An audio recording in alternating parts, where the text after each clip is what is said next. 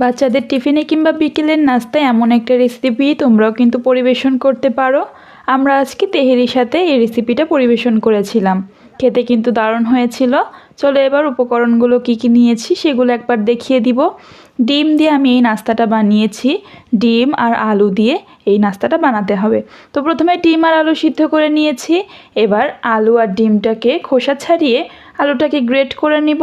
তার মধ্যে এক এক করে মশলাগুলো দিয়ে দিব।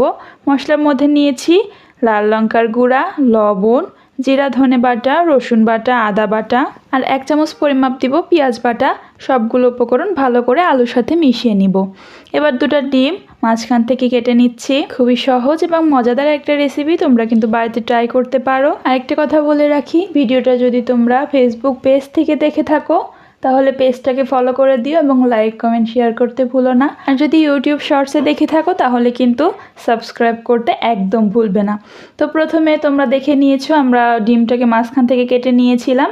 এবার একটা নাস্তা তোমাদের বানিয়ে দেখাচ্ছি, প্রসেসটা তোমরা দেখে নাও, খুবই সহজ।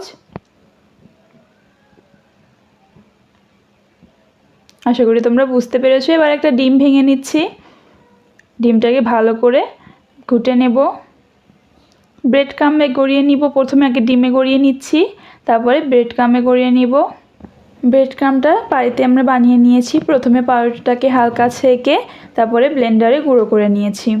শুধু সাদা অংশটুকু, আশেপাশের অংশটুকু নাই, সেজন্য একদম ফিট সাদা এসেছে। তো ডিমের মধ্যে ভিজিয়ে তারপর ব্রেড ক্রাম্বে গড়িয়ে নিব। আরেকটা কথা বলি, ব্রেড ক্রাম্বে গড়িয়ে নিয়েছি আমি একবার, এটা ভুল হয়েছিল। আমার উচিত ছিল ডিমের মধ্যে আরেকবার কোট করে ব্রেড ক্রাম্বে আবার কোট করতে হতো, তা না হলে এটা তেলের মধ্যে দেওয়ার কারণে ছড়িয়ে যাচ্ছিল। তো তোমরা চেষ্টা করবে দুইবার, একবার ডিমে ভিজিয়ে ব্রেড ক্রাম্বে ভেজাবে, তারপর আবার ডিমের মধ্যে ভিজিয়ে আবার ব্রেড ক্রাম্বে গড়িয়ে নিবে।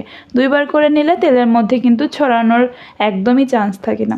তো তেলের মধ্যে তেল গরম হওয়ার পরে তেলে ছেড়ে দিচ্ছি।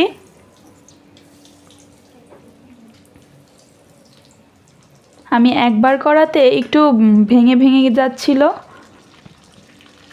তবে তোমরা চেষ্টা করবে দুইবার করিয়ে নিতে।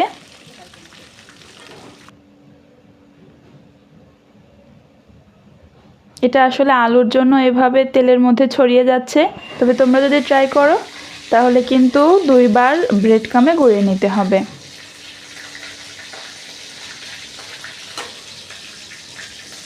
গরম গরম নামিয়ে নিয়ে পরিবেশন করব ডিমের এক মজাদার রেসিপি।